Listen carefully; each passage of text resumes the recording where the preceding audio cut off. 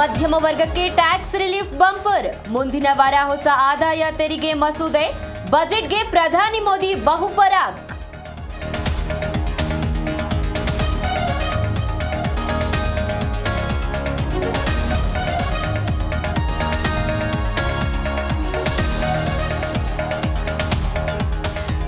ಕರ್ನಾಟಕದ ಬೇಡಿಕೆಗಳನ್ನ ನಿರ್ಲಕ್ಷಿಸಿದ್ದಾರೆ. ದೂರದೃಷ್ಟಿ ಇಲ್ಲದ ಬಜೆಟ್ ಅಂದ್ರು ಸಿಎಂ. ಕಾಮಾಲೆ ಕಣ್ಣಿನ ಕಾಂಗ್ರೆಸ್ ಎಂದು ಅಶೋಕ್ ಡಿಚ್ಚಿ.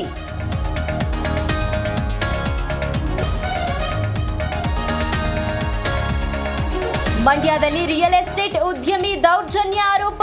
ಸರ್ಕಾರಿ ಜಾಗ ಸೇರಿ ಸ್ಮಶಾನ ಜಾಗ ಒತ್ತುವರಿ. ಜಮೀನು ಸುತ್ತ ಹಾಕಿದ್ದ ತಡೆಗೋಡೆ ಒಡೆದು ಆಕ್ರೋಶ.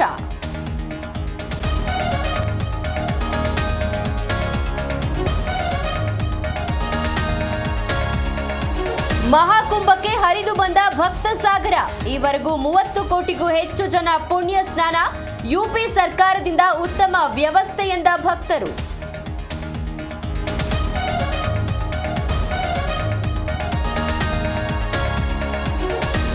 ಭಾರತ ಇಂಗ್ಲೆಂಡ್ ನಡುವೆ ಕೊನೆಯ ಟಿ20 ಪಂದ್ಯ. ಮುಂಬೈನ ವಾಂಖೆಡೆ ಮೈದಾನದಲ್ಲಿ 5ನೇ ಮ್ಯಾಚ್. ಪಂದ್ಯ ಗೆದ್ದು ಸರಣಿ ವಶಕ್ಕೆ ಬ್ಲೂ ಬಾಯ್ಸ್ ಪ್ಲಾನ್.